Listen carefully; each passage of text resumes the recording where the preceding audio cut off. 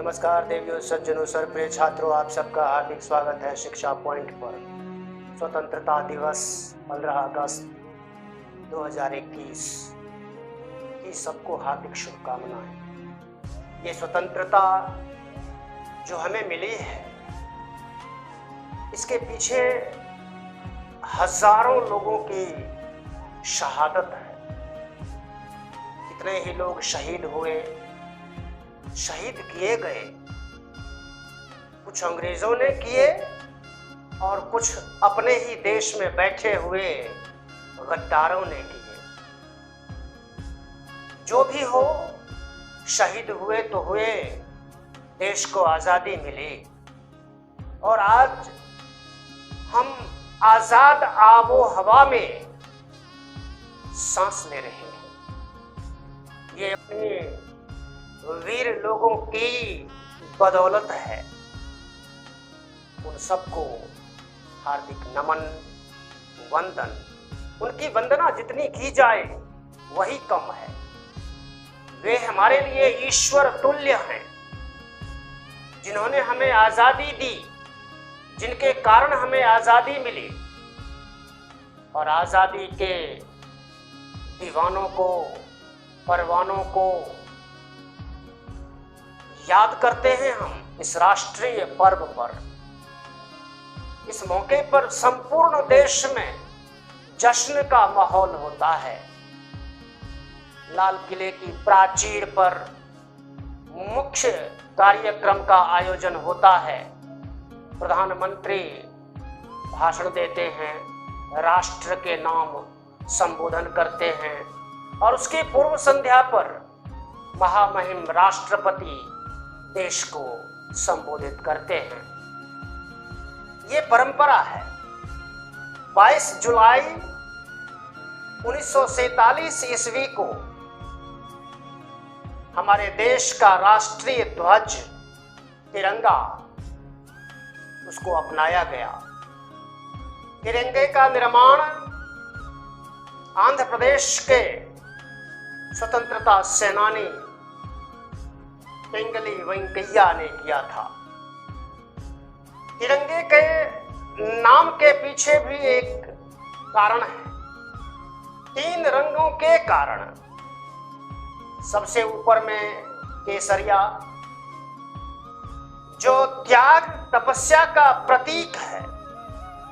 बीच में श्वेत रंग, जो शांति का प्रतीक है। और सबसे नीचे हरा रंग, जो खुशहाली और शस्य श्यामला धरती का प्रतीक है। जिन्होंने भी इसका निर्माण किया है, पिंगली वेंकैया ने, और उनके साथ जो भी लोग रहे होंगे रंगों के चयन करने में, उनकी कितनी महान सोच रही होगी ना। आए दिन इतनी महान सोच की उपज है ये तिरंगा। भारत की आन बान शान, जिसका नाम है तिरंगा। इस तिरंगे का अपमान करने से भी कुछ लोग नहीं चूकते हैं। ये जो गद्दार किस्म के लोग हैं, 70 वर्षों की आजादी में भारत में कुछ खास वर्ग के अतिरिक्त लगा ही नहीं कि आजादी है। खास वर्ग के लिए ही बहुत सारे काम होते गए। खास लोगों के नाम पर ही बहुत सारी योजनाओं का प्रारंभ किया गया, कार्यान्वयन किया गया। आज वो माहौल बदला है। देश के सामने नेतृत्व के नाम पर केवल एक ही दल था और उस दल ने जो भी दल बदल, जो भी भ्रष्टाचार, लूट खसोट का तंत्र विकसित किया, उसने देश का बहुत बड़ा अहित किया है। आज हम गर्व से कह सकते हैं कि देश की जनता ने हमारे देशवासियों ने वो पहचान कर ली है। एक नया नेतृत्व आया जो अपने लिए काम नहीं करता, अपने नाम के लिए काम नहीं करता, 135 करोड़ जनता के लिए काम करने वाला है। लेकिन कुछ लोगों को बड़ी छटपटाहट सी हो रही है। वो सत्ता के गलियारों में रहकर जो सुख सुविधाएं प्राप्त किए बैठे लोग थे, उनको लगता था वो पत्रकार थे, वो बुद्धिजीवी थे, वो सामंतवादी लोग थे, जो ये समझते थे कि सरकार को हम ही चलाते हैं। विदेशों में जाकर के सरकार और हमारे देश की हिंदू संस्कृति, सनातन संस्कृति की मुखालफत करते थे, आलोचना करते थे। ये कहते थे कि ये संस्कृति मरी हुई है, इसमें कोई वैज्ञानिकता है नहीं।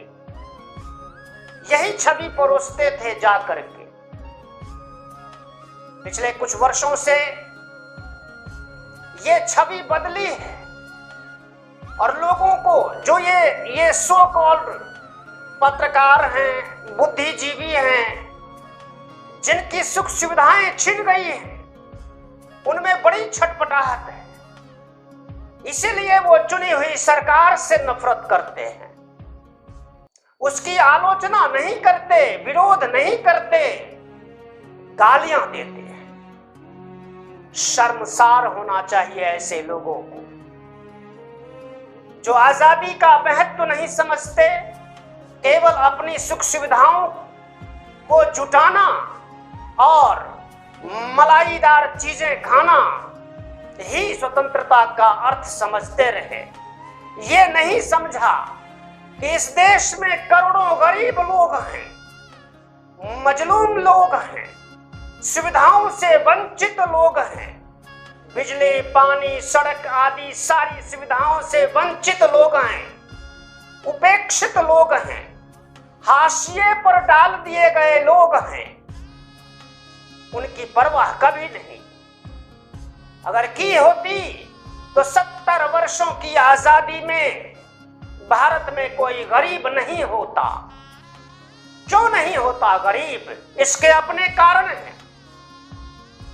ये भारत माता, इसकी शस्य श्यामला भूमि इतनी उपजाऊ है कि यहां कोई भूखा नहीं रह सकता। लेकिन कुप्रबंधन और भ्रष्टाचार की मकड़ जाल ने